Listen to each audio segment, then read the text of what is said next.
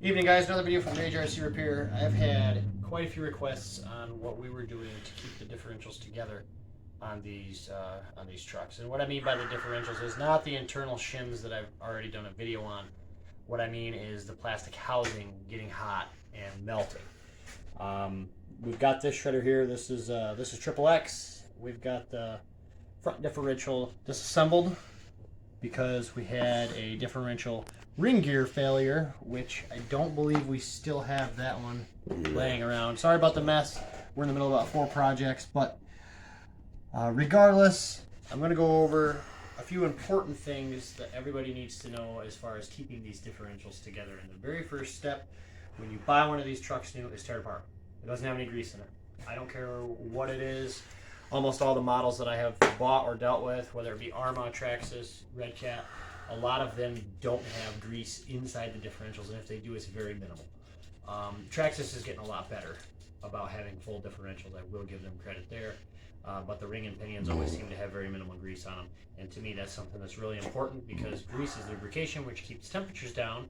And when you keep the temperatures down, you don't melt differential cases due to bearing overheating. So, that being said, I'm going to explain to you what has actually happened. So a lot of you guys have seen your top plate get melted in this particular area, and it wears a hole clear through the top. And I've shown you those videos before, and I hope everybody understands what is actually failing. The part that's going bad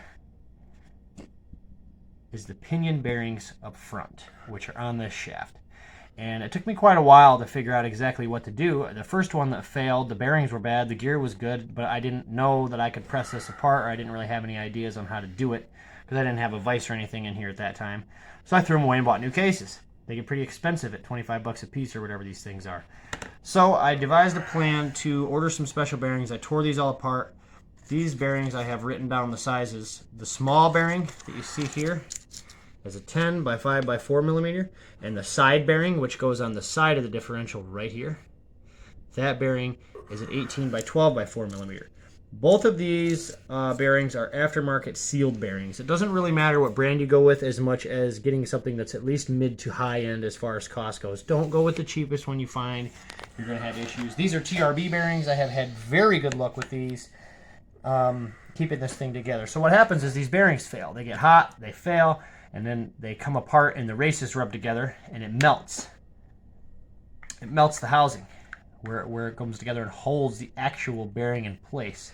And when that happens, it pushes the bearing up, depending on which side the diff is riding on. It pushes the bearing up or down, and it either chews into the bottom of the case or chews into the top of the case. I've tried running these in reverse directions on front and rear just to see if that was the problem, and it was not the issue. The issue is definitely that the bearings are just coming apart due to being cheap. So what I use to drive just MIT bit and a hammer. I set them in a vise just like this.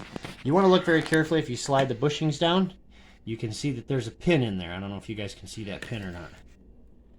Very complicated to see, but right there you can see the pin. You want to make sure that pin is sitting in line with the jaws of the vise. So let's run this vise in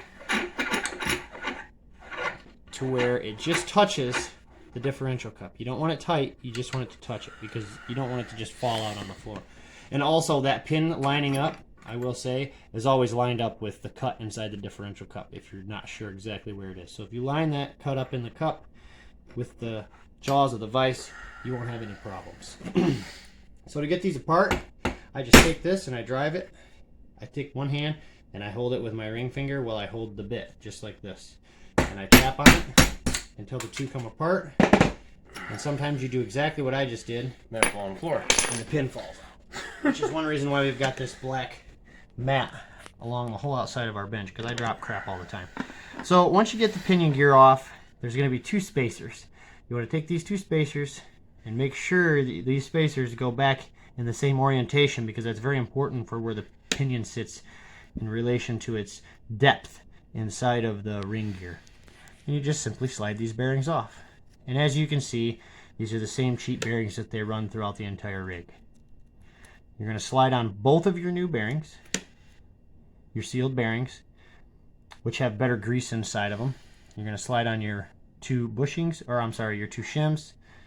and then you're going to slide this in. And I try to hold it as sideways as possible because we're going to be using the vise as a press. Because using a hammer and trying to do this, this pin's going to fall out 9,000 times. You're going to get mad. You're going to throw it across the yard or the room or wherever you're working on your stuff, and then you're not going to have it. Trust me, I know. I've done it. You guys can laugh at me all you want. Josh is laughing in the background because he's seen me get ticked and just throw stuff away for absolutely no reason. Or burn it. Or burn it. I like to burn things. I'm a pyromaniac. I can't help it. So, I like to keep that horizontal inside of the vise, inside of the jaws of the vise, as horizontal as I possibly can. And I want to put this pinion and diff cup assembly center of the vise because you're going to get a better response from the vise as far as how its pressure is pushing onto this, and it's more smooth that way. So you get your pinion lined up with your pin, and I simply just crank this baby back down in there, and it started the slide just a tiny bit, I can see. So we're going to push it over some, and then we're going to tap it back in place. And now that it's in 90% of the way, I'm just going to take this diff cup and I'm going to stand it up like this on the edge of the vise, and I'm going to tap it down in there just to make sure that it's fully seated. Which, as you can see, now we know that it's fully seated, it's pressed all the way in, so you're not going to have an issue with depth as far as meshing in with the ring gear. Once you get that part completed, the Red Cats are much easier to take apart than any other brand I've ever seen. Most other brands you have to take the diff cup off, but the side bearings on these, I've always just used a flat screwdriver, and I go 180 degrees opposite every time I pry, and I just pry them off. The new bearings are exactly the same width as the old bearings. When I get the TRBs, I don't have any problems. Usually there's 2 or 3 shims under here, and that's what pushes your ring gear into the pinion gear. You don't want to take those out, and if you do, you want to make sure you get them back on the correct side. If you skip sides, it'll open up the gap and you'll have problems. So I recommend doing one side at a time. And basically the way that I do this is the same. Press it back on. It's plastic on here, so you don't necessarily have to use a press or hit it in the vise or anything, which could potentially damage the case. So I highly recommend at least trying to push it by hand if you can. If you can't, just tap it very lightly with like a rubber hammer or the handle side of it.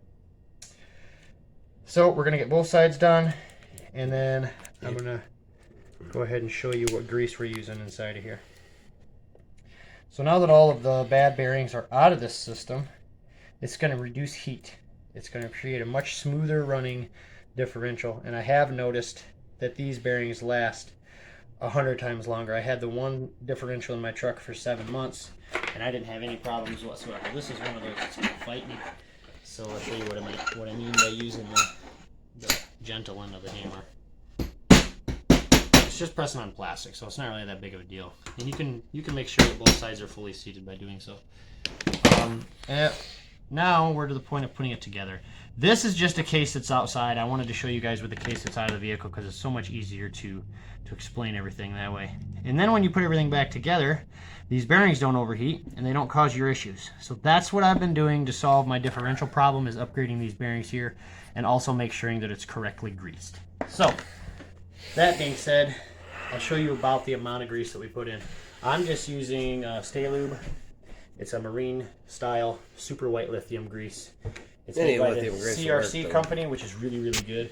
But any grease, really. I mean, wheel bearing grease or any lithium grease of some sort will work. A lot of people say, oh, lithium eats the plastics. It used to.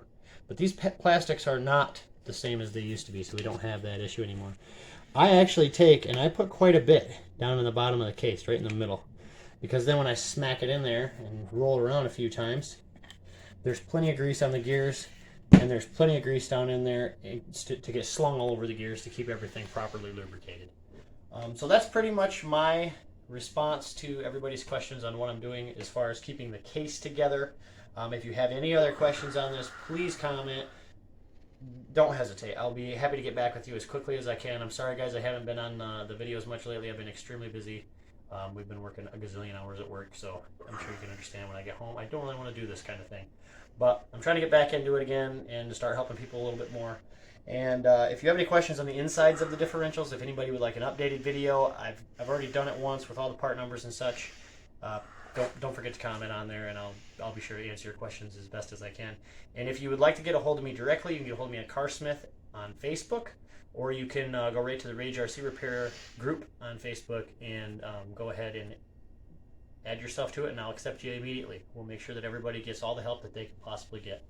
I appreciate you guys watching my videos. I appreciate your support. Hope you guys have a good night. And God bless our troops.